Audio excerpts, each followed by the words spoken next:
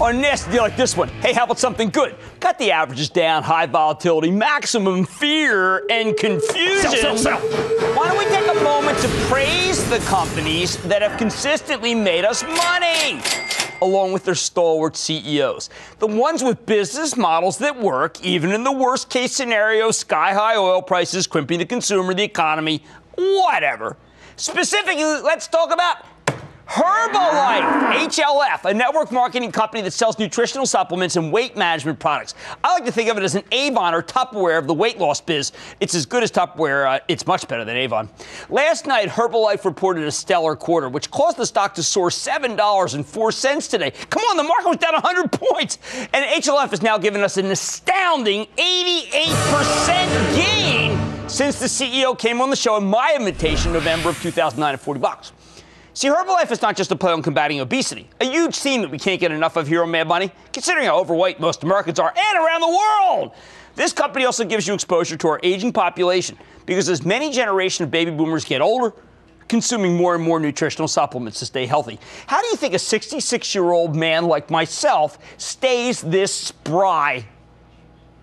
And finally, Herbalife also benefits from high unemployment. Since it's a direct sales company, regular people who are out of work or need a little extra money have a lot more of incentive to become Herbalife's distributors, just like they would throw Tupperware or Avon parties, although they're obviously not doing the latter. That makes this stock a play on not one, not two, but three major themes that we like here on Mad Money. So it's no wonder that Herbalife delivered a superb quarter. Earnings coming in at $1.31 per share, monster 19-cent beat. And while half the beat came from a lower than expected tax rate, the other half came from just very strong business. It's Herbalife's time. The company's sales rose 17% year over year. Worldwide volumes were up 16.1%. And for the second consecutive quarter, each of the 6 regions were Herbalife operators: China, Mexico, Asia Pacific, South and Central America, Europe, the Middle East and Africa, and North America all experienced volume growth. Herbalife also issued upside guidance for the next quarter, and the board approved a 2-for-1 split, something that we know has zero effect on the numbers, but can also help stoke the animal spirits of the market and make people more eager to buy.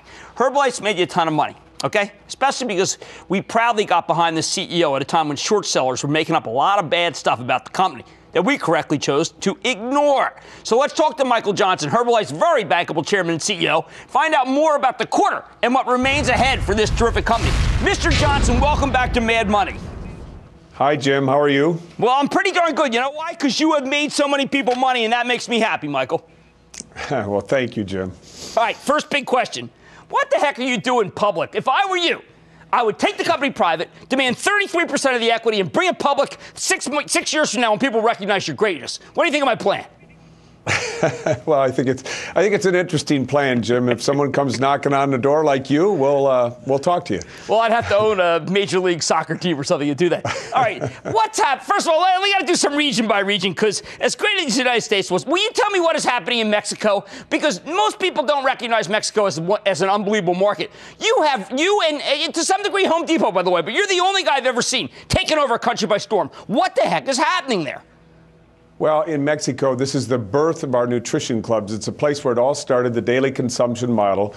And we went through a tremendous growth about 3 years ago, $200 to $600 million marketplace. And then it slowed down a bit because we were having a little trouble getting product to the marketplace. So we have a great president of our company, Des Walsh, and a wonderful team there who put together an idea to use a retailer to supply product out into the marketplace. We don't do it through the retail outlet. We use their warehouses and storage areas. It's kind of like an old catalog store. When I was a kid in Michigan, you'd go to the Sears store and you'd pick up your product. It's the same idea. So the product is a way more accessible to our distributors, allowing them to grow their business on a local basis. So these clubs are local in small communities all over the place. We got a great management team down there, and they are hitting it, and distributors are in concert with us. It's a big, big hit down there. All right, now, if you have your druthers, Russia or China or Brazil, which would you put the most money on for when I see you next is going to have the greatest rise in business? Oh, boy. I'm always cautious about China. I love China. I think it's a great marketplace, but we have a government partner there who it's interpretation of the rules sometimes, and so we're going to be a little more cautious about China. We're starting to see some change in the game in Brazil as they adopt the same model they did in Mexico. So maybe Brazil is a growth model, and China is probably an overall long-term bet. Well, I know that weight management, which is how I now view your company, I view it as a health weight management company, has been red hot. That's what we saw with Weight Watchers. Why is it that your company seems to be so underestimated by people who don't seem to recognize the power of the aging trend, the weight trend, and your incredible model for when people need more money? Well, I think we're probably operate a little more quietly than them in terms of we're not on, we don't buy television media the way others do because we don't have to.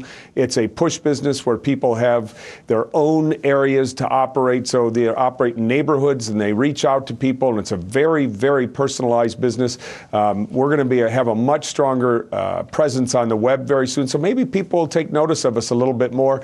But you want to know something? We're just scratching the surface. We're just getting started. So our people in their business models and their business efforts are going to reach out, and you'll know more about us, and you know about us, but the public at large will know more about us, see what we're worth in terms of building a healthier, more opportunistic social network. Oh, you are doing it. Now, Michael, I also want people to understand more about your business, the way it runs. We care in this show. We know about net sales growth. We know about volume point growth. But there are two other indicators that I want you to talk about. Average active sales leaders, and then how many people stay on as leaders. These are obviously key metrics that people have to understand if they're going to buy the stock. Jim, those are the two most important pieces of news in our quarterly and annual earnings report. The retention rate in the company, meaning the people who stay with us year after year at a higher level, these are called sales leaders, and they get about a 50% discount on the product. It's almost 50%. It's 48.9%. A decade ago, when we came into the company, it was 23%. Right. Now, a few changes took place in the way people were allowed to requalify, but the most important thing, and that's the second part of this, is that these people are active. They're continuing on a monthly basis to order and reorder because they're building daily consumption into their business. This is a huge factor for us.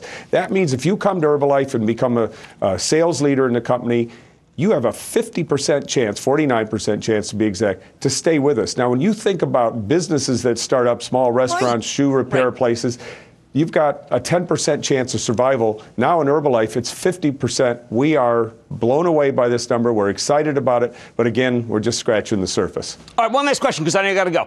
How many jobs have you created? Oh, God. In our company, millions. How many? Millions. Millions. Millions. People should talk about you more. Michael Johnson, fabulous quarter, great work. Thank you for making us so much money. Jim, thanks for your support, too. We appreciate it. Absolutely. Real deal. Got behind him when everyone else was running. That's one of the ways you make big money. You listen, you see a pro, you see what this guy is doing. He's doing it, and it's going higher. Thank you, Michael Johnson, Chairman and CEO of Herbalife, HLF.